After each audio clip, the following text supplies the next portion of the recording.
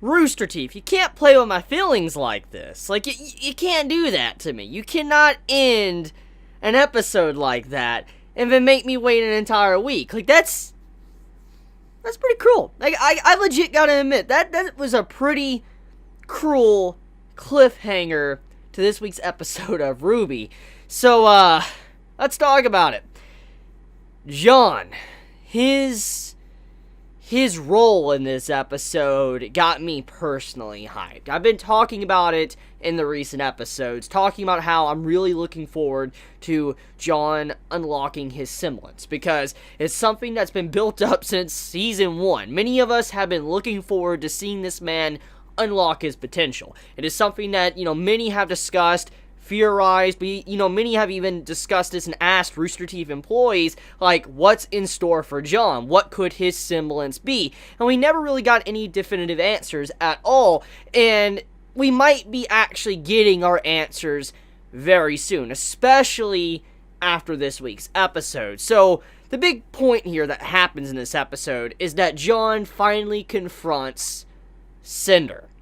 Now, I wanted him to confront Ozpin. I did want to see John confront him and talk to Ozpin, but I guess that's being saved for later or something. But overall, though, John finally confronts Cinder. And he looks at her, and you just see on his face just anger, and you see a man that just wants to get revenge. That's all you see on the man's face, and also a look of sadness as well, because you see tears coming out of his eye. And I was like, my boy John, he's letting these emotions out, because since the very beginning, after, we lost Pyrrha, John hasn't smiled at all. We haven't seen this man smile. We've seen this man try to, be a little bit friendly around everybody, but overall, he's just been a very depressed and, sad-looking person in recent, seasons. And finally, after all of these seasons, this man has finally just broken down. You see this man finally confront Cinder, someone that has caused him all this grief, all of this pain. He looks at her, and he just starts crying, but at the same time he has this anger, and he just asks, why? Why'd you do this? Why'd you do these awful things? Why can you do something so wrong like this? Like, how broken is your mind? And all of a sudden, the worst thing that could possibly happen to any individual that is seeking answers and wanting to know why someone would do something so horrendous, Cinder decides to say, "And who are you?" That line was a quality line. Rooster Teeth, job well done with that line. You want to know why I like that line so much? It's because it basically effectively meant that John, what he felt, Cinder didn't even think it was relevant at all. She didn't care about John at all. She didn't care about what happened to Pyrrha. It's clear as day that she just didn't even want to remember, which automatically kind of just blocked his entire path for vengeance, because the person doesn't even know why John is really there in the first place, or even care to remember, which I love that scene when he finally got to confront Cinder and she said something just so heinous to him, and he's like, it just in a look of shock, and he charges her. I love that scene. But then, as he finally stands up, he's trying to fight a Maiden, the Fall Maiden. As we know, the Maidens are no joke. They are incredibly strong. We know how strong they are since we've had all this build up and all of that to them, the characterization, the stories told about them. We know how crazy they can be. We've even seen it firsthand. And John is a character that doesn't have a semblance. I mean, he might be good at sword fighting. He's been practicing a lot. We've seen him do training in the middle of the night and all that, listening to what Pyrrha said on those recordings, which is a whole nother discussion entirely, just with how sad that is. But basically, this man has been training a lot. He's been trying to figure out how he could finally take, vengeance against what was done to Pyrrha, and he finally has encountered the person that has done her harm, ended her life, and also he's finally trying to seek justice. And so he charges in and all that, and this man is actually fighting someone that is a maiden, and he's putting up kind of a decent fight overall in that segment. I was very impressed with seeing John fight against a maiden while he doesn't have a semblance at all. And also the other fights, which I'll talk about in a bit, but I just like how that fight was done, especially when the ending part of the fight happened, when he finally was about to, put the final blow to Cinder, because, RWBY used her silver eyes, kind of shook up, Cinder a little bit, and then all of a sudden, John went in. He went in for that killing blow. She barely managed to dodge. You just see it, like, skid the side of her face, and then you could see Cinder's overall attitude just changed in that moment. She got really angry, went in, and was about to put John down, but before she was about to do it, she's like, okay, I want to end you, and he's like, ending me, it's fine with me and all that. I'm willing to die for my friends, to sacrifice myself, for they could live another day. Basically, he was pulling the stereotypical, like, character that you would see that would want to sacrifice themselves, like the main male character or whatever, that would want to sacrifice themselves for his friends to make them live another day. That's kind of what that scene was like. However, Rooster Teeth did a little bit of a different twist to that entire cliche. They made it to where instead of the villain going after the main character, like, okay, well, this will be done, and about to, end the character, and then the character being saved, it wasn't like that. All of a sudden, since he said that, Cinder's like, it turns over, looks at Weiss, and it throws a big spear right at her and impels her.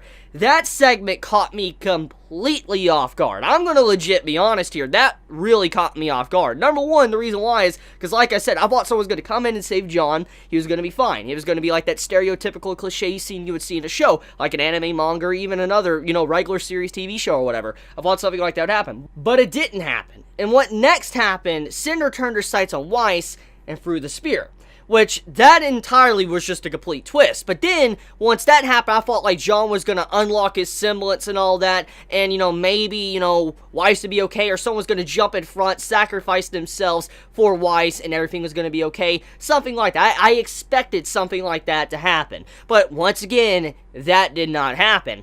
Weiss was impelled. Now, looking at the wound of what, the spear, where it went in and when it came to Weiss, I don't think she is at death's door, so to say. I'm going to say she's out of commission. Like, Weiss is out of commission, okay? She's not dead yet. Now, Rooster Teeth can determine if they do want to kill her off, which that would be a crazy twist if they actually kill off one of the main 4 characters. That would be crazy. That would legit be mind-boggling if that did happen. However, Rooster Teeth has done stuff like this in the past. For instance, they have killed off main characters. I mean, let's look at Red vs. Blue.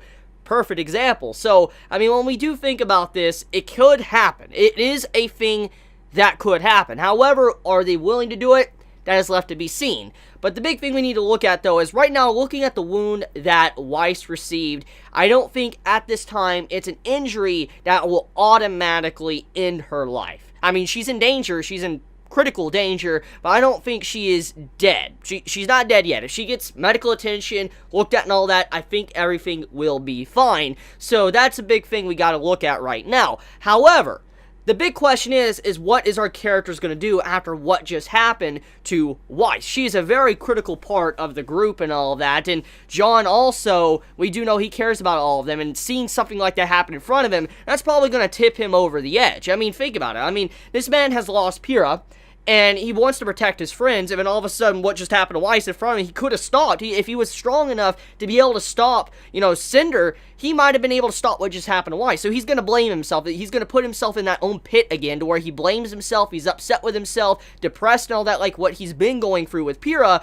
and he's going to be in that once again, but much worse, thanks to seeing it happen once again. So I feel like because of what's about to happen, he might unlock his semblance. Now the question is, what could be John's semblance? That is a big question. And looking at this moment and what would be kind of relevant and make sense with his character, and thinking about, what he represents and all of that, and his family and everything, I'm going to assume his semblance has something to do with a paladin. That's what I'm assuming. Let me explain why. Number one, he is, he looks like he's a knight. He's a knight, okay? He has a shield and all that. He has a sword. And if you think about what's going on with Weiss right now, she is critically wounded, okay? And when you think of a paladin, okay, he might be able to heal Weiss. I feel like he might have like a semblance of a paladin, and he'll be able to heal people and also be a knight, because like a paladin, they're holy knights. They're able to heal people, res people, and able to fight against the darkness or whatever. That's basically what they are, and it make perfect sense for, maybe John to be a type of character that's like a paladin that could stand up to the Grim, and stand up to Salem, stand up to Cinder, stand up to the darkness of, the world and stuff. It would make a lot of sense if that happened. I would love that. I would really love that. Now, in terms of resurrection, I hope he doesn't have that ability, because that would be legit broken, and just that would lead to a whole lot of issues in terms of story development and plot points and stuff. So hope he doesn't have that point. But if he has like healing and stuff, that would be cool. I would really love that. However, it needs to have side effects. If he has the ability to heal people, especially from a wound like what Weiss just received, it needs to have side effects. However, though, I do think that might be the possibility of where his semblance is going to go, what he's going to receive, is most likely something to do with healing, which I would love it if Rooster Teeth did go down that path. I think many can agree with me. That would be epic to see John look like a holy paladin, going in, healing Weiss and all that, fighting against Cinder, fighting against Grim. Epic stuff. Straight up epic. So, moving on past that part, okay? I think I, talked about John a little bit too much. Let's talk about the stuff with the other characters. So, number one, let's talk about Weiss, okay? Before she got, obviously, impaled. Weiss is fighting the Spring Maiden, and overall, the fight, in terms of the action stuff, which this goes for all of the action scenes of the episode, the action scenes looked beautiful. They look good. And I think the worries we had a couple episodes back, and what I stated also with that little rant video I made, it seems like Rooster Teeth, they kind of gotten back on track, they're back on the horse, and they're really doing some good fighting scenes. I mean, it looks really good. I like the way it looked in this episode. I think many can agree that the fighting overall was top-notch, and the way the scenes were done too, especially how it shifted back and forth between the fights, it was truly cool. And I also like that sense of presence of how everybody that was fighting at once, their battles could kind of like fall over into another battle. Like when you saw RWBY when she was fighting, and you saw like the bullet stray past over into Weiss's battle, and she blocked and all that. I really like that, showcasing that all these battles are going on at the exact same time, and if like, some form of blast or whatever, fire or bullet strays from another fight over into this other fight, it is very relevant. So that is a little segment I did like in this episode, just showcasing that these fights are going on all at once, and they're side by side. It's very dangerous. It just overall looked really good.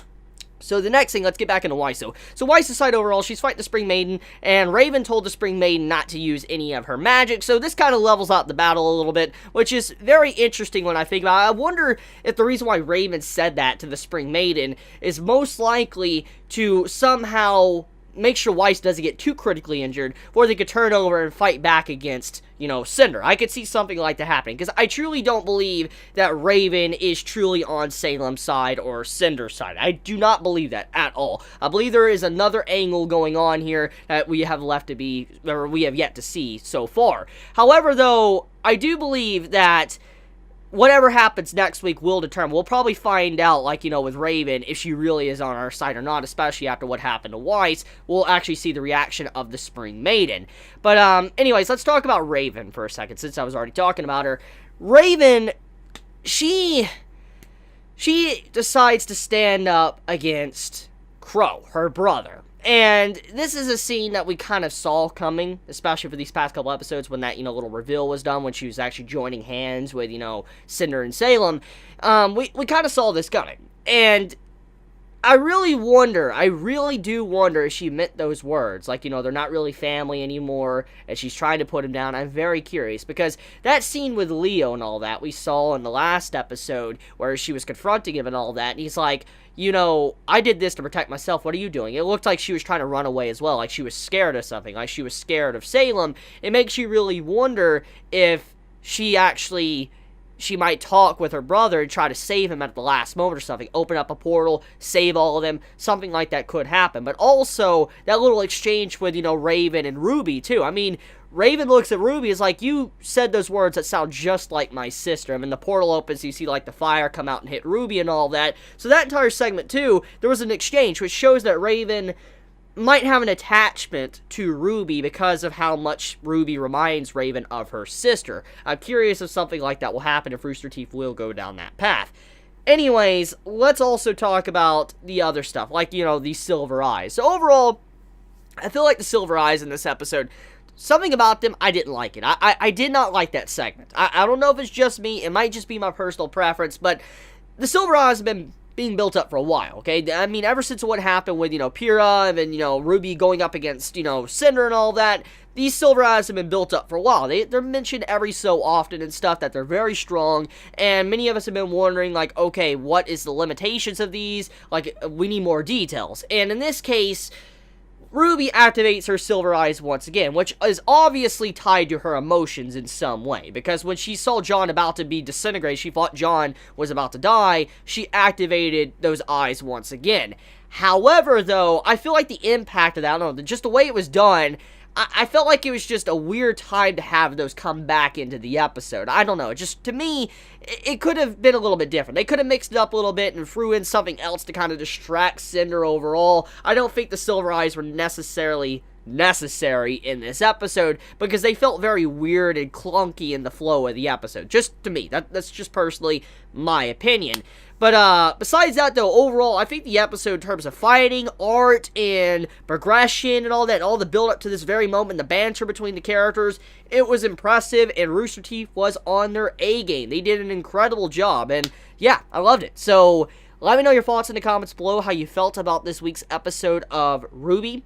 Let me know if you, liked this video, and also leave a like if you did. If you like my content, please subscribe, and I love you guys. Happy holidays, Happy New Year's, please be safe, Chibi out.